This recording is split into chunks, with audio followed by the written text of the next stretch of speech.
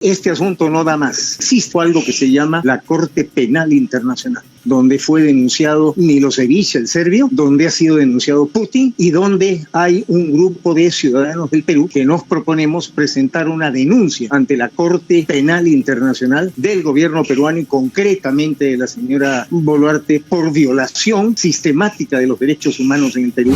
Si tú pudieras resumir qué es lo que está pasando con la imagen internacional del Perú en este momento, ¿cómo lo sintetizarías? De un modo muy concreto, lo que han hecho estos gobiernos, prácticamente todos los gobiernos occidentales, incluyendo Estados Unidos, Canadá, Francia, España, Alemania, Inglaterra, pero también países como Nueva Zelanda, han tenido pues una reacción ante los desmanes legislativos de los últimos días y de las últimas horas. Y esto lo que demuestra es básicamente que el Perú es hoy, es necesario afirmarlo, el paria de la comunidad internacional. Esto de la China es una cosa que no cambia las cosas para nada. La China es un país, yo he sido embajador en la China, cuyo interés es básicamente económico y comercial, y eso está muy bien, pero la China no tiene ningún interés en el tema de democracia y derechos humanos. Pero lo cierto es que la imagen del Perú literalmente está por los suelos. Ahora, no hay es decir, un efecto entre las posturas de la... o sea, porque da la impresión de que, por ejemplo, este comunicado emitido por una cantidad impresionante de representaciones diplomáticas en el Perú con respecto al tema de la cooperación internacional, no parece tener un efecto, les vale madre, como dicen los mexicanos, ¿no? Ellos siguen para adelante nomás, como si no hubiera ocurrido, ¿no? Perdón, ¿me puedes repetir eso? No, lo que te decía es que, sí, por ejemplo, el comunicado que publicó la Embajada de Estados Unidos y que es suscrito por una impresionante cantidad de delegaciones diplomáticas en el Perú con respecto al tema del tratamiento a la cooperación internacional, parece no importarle a la gente en el Congreso ni en el gobierno, ¿no? Como no le importó el comunicado, el informe oficial del Departamento de Estado de Estados Unidos sobre la situación de los derechos humanos en el Perú. Se trata de hacer oídos sordos. Pero esto ya no va... ¿Qué pasó? Perdimos por un momento la conexión con Harold Forsyth. Es serio lo que está pasando, porque como lo acaba de decir Harold, no solo que Amnistía Internacional, ¿no? Naciones Unidas, la Organización de Estados Americanos a través de las plataformas correspondientes, embajadas de diferentes países han expresado su preocupación, por ejemplo, por los muertos de diciembre del 22 y enero del 23. Que acá parece importarle poco a la gente. Es una vida de 60 personas que murieron en un contexto en el que se dijo que estábamos enfrentados a una especie de combinación de azonada terrorista con invasión de los bolivianos, ¿no? De Evo Morales. Y nadie dice, Nicolás... Claro, no, sí. Nadie dice esta boca es mía, pero por eso lo que quiero es anunciarte algo. Este asunto no da más. Las cortes de justicia existen para administrar justicia. La Corte Interamericana de Derechos Humanos ha hecho un planteamiento que debe ser respondido.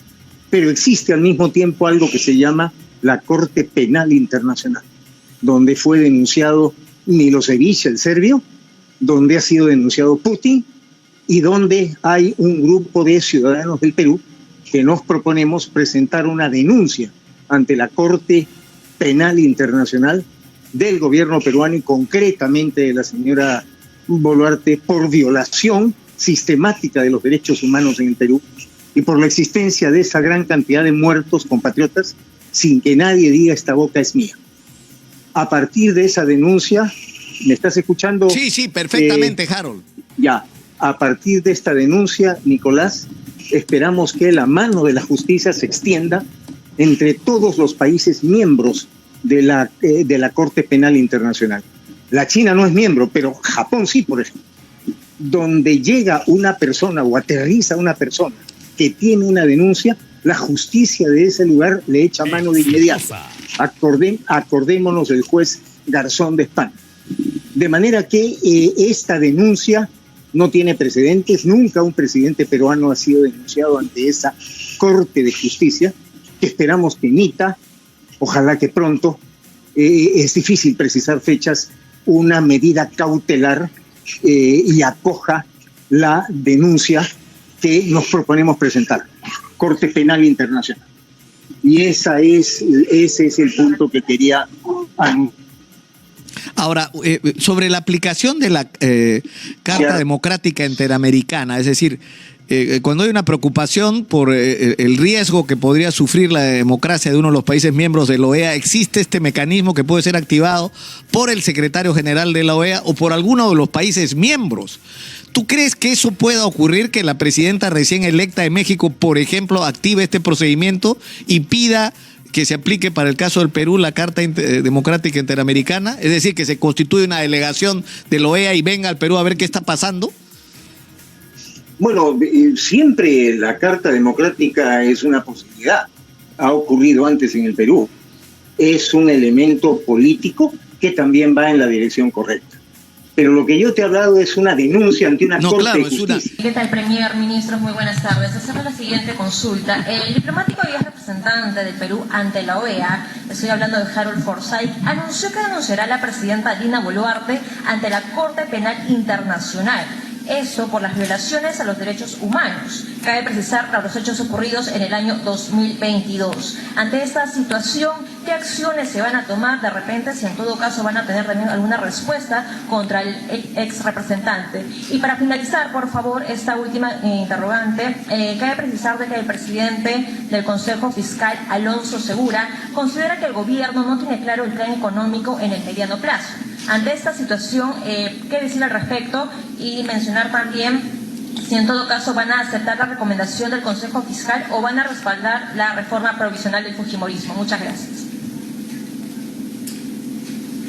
Señorita, disculpe usted, ¿me podría repetir la segunda pregunta porque no la tengo clara? Sí, hacerle la consulta con referente a lo dicho por el presidente del Consejo Fiscal, Alonso Segura. Él menciona que considera que el gobierno no tiene claro el plan económico en el mediano plazo. El gobierno no tiene un plan. No tiene claro, exacto. Ante esto, ¿qué decir al respecto? Y si en todo caso ustedes respaldan las recomendaciones del Consejo Fiscal o en todo caso aceptan dichas recomendaciones por parte del fujimorismo. Muchas gracias.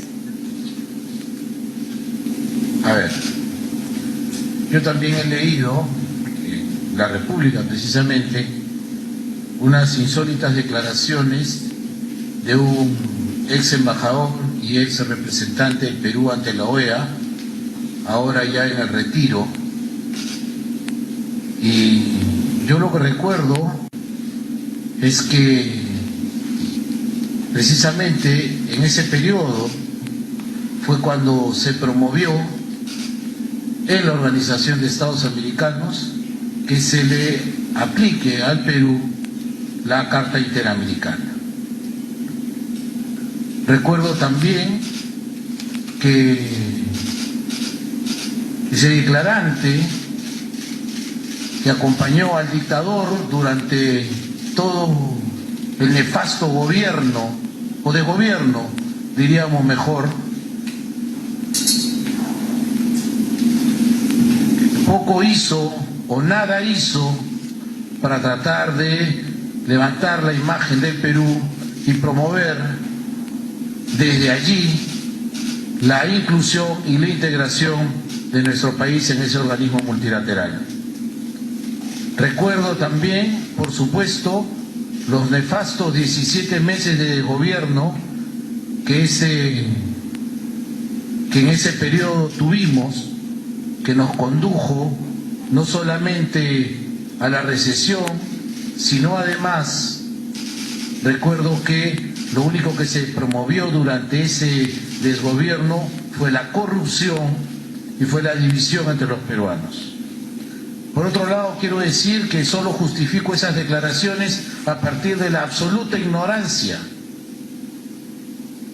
Y lo digo de la manera más enfática porque cualquiera que tenga un mínimo conocimiento jurídico se daría cuenta que en este país no solamente no hubieron violaciones sistemáticas a los derechos humanos como consecuencia de las violentas protestas que los seguidores del golpista Castillo organizaron aquí, sino que además algo muchísimo más grave, pretender llevar a la Corte Penal Internacional a la presidenta por estos hechos, por supuesto que no tienen ningún fundamento. Y amparo lo que estoy ahora diciendo en el informe presentado por la Comisión Interamericana de Derechos Humanos, la cual ha manifestado de manera enfática que la protesta violenta realizada en diciembre del 22 y enero del 23 no está amparada por el legítimo derecho a la protesta que contempla nuestra Constitución. La propia Comisión Interamericana también ha dicho con exactitud que se tratan de hechos aislados, repito, hechos aislados, y en consecuencia se descarta así de manera absoluta que podamos estar frente a una política sistemática como se ha manifestado en estas desatinadas por lo menos declaraciones. Por otro lado, la Comisión Interamericana de Derechos Humanos también ha expresado que estos lamentables sucesos se produjeron en un contexto de violencia generalizada donde se quemaron instituciones del Poder Judicial, del Ministerio Público, se bloquearon carreteras, se impidió el paso de ambulancias y todo aquello que ustedes saben. No basta solamente la declaración del Estado para responder a aquello, sino sobre todo recurrir al propio texto del informe para darse cuenta que lo que yo digo es lo que la Comisión ha rescatado. Y finalmente, dicen también en esas declaraciones, no se ha hecho nada. Y esto es absolutamente falso. La señora Presidenta de la República y los funcionarios, varios de ellos, que estuvieron durante esos momentos al frente del Poder Ejecutivo, han declarado ante la Fiscalía de la Nación cuantas veces han sido citados. Y es en ese momento, en sede fiscal, donde se están conduciendo las investigaciones. Y es allí precisamente donde se determinarán las responsabilidades a que hubiera lugar. Con relación a lo expresado por el hoy presidente del Consejo Fiscal, en primer lugar me sorprende sobremanera que estrenando cargo tenga que hacer declaraciones de esta naturaleza que en mi opinión son distantes de la verdad. Porque no solamente tenemos un plan económico y se está ejecutando, sino que además está dando éxitos que no pueden negar. Y allí están las cifras. Esperamos que termine junio con un crecimiento superior al 3.4. Tenemos la inflación controlada entre 2.1 y no va a subir a 2.5. Tenemos tasas de interés que son atractivas, tenemos sólidas reservas económicas. Y a pesar de eso, ¿no tenemos un plan de gobierno? Por supuesto que hay un plan de gobierno. Y ese plan de gobierno tiene que ver con una reactivación que no se hace. Y por ejemplo, lo que se tiene también es el déficit fiscal perfectamente controlado, cosa que hacía mucho que no veíamos. Gracias.